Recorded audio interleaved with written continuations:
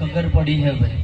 પણ જો કદાચ 1000 વર્ષે 71 નું દુઃખ ગોતી ના લાવું તો હું વિક્રમસિંહ નો ખોટું હોય પૂછી લે 71 હશે એનામાં ભાઈ.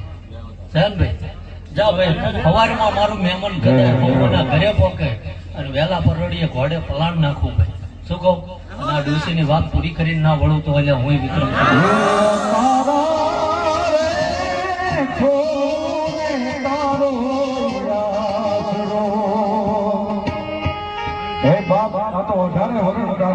મારા બાપ